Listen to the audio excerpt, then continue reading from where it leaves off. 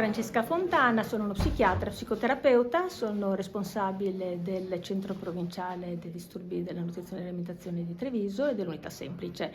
dei Disturbi della Nutrizione, che fa parte del Dipartimento di Salute Mentale. Senta, si sta abbassando l'età di chi accusa questi disturbi?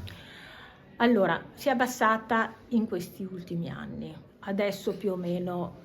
siamo lì. Quello che si evidenzia di più sono le sorgenze di alcune sintomatologie che forse una volta non prendevamo in considerazione, che sono i disturbi evitanti restrittivi, quindi una riduzione dell'alimentazione, non tanto perché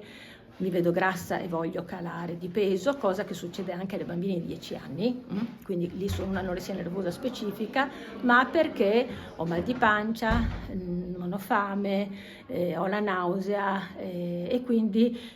non voglio questi cibi e quindi c'è comunque una restrizione che porta a un calo ponderale importante e che se questo porta poi necessariamente comunque a dover sviluppare una rialimentazione, a volte ospedaliera, a volte con integratori, un intervento che si sta cercando di affrontare in maniera integrata e complessiva. La soglia minima d'età che si è trovata ad affrontare?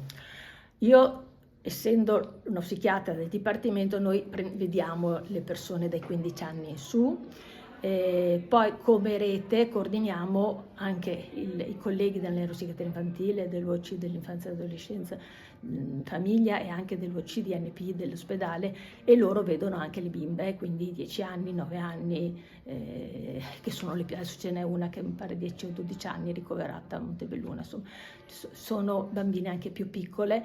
E lì è ancora più difficile per certi aspetti, diciamo, lavorare, perché le bambine hanno inevitabilmente un livello di mentalizzazione più basso perché sono piccole e quindi non si insegna la filosofia alle elementari e quindi il lavoro importante è anche quello che per questo siamo molto contenti di poter avere questo spazio anche dove fare un'attività corporea, è ripartire da una riappropriazione degli stati emozionali corporei che ormai è stato evidenziato sono fondamentali, ed è fondamentale reintegrare la scissione mente-corpo che è tipica del disturbo alimentare, perché se voi pensate le ragazze, anche quelle più grandicelle,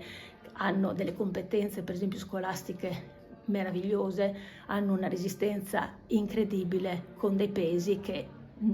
sono 30 kg, 27 kg, 32 kg, quindi c'è una scissione mente-corpo, non sentono il freddo, non sentono la fame, non sentono la fatica, fanno 20 km al giorno, quindi bisogna invece ricomporre questa scissione tra un corpo e una mente e usare il corpo in modo funzionale, non per coprire il dolore emotivo.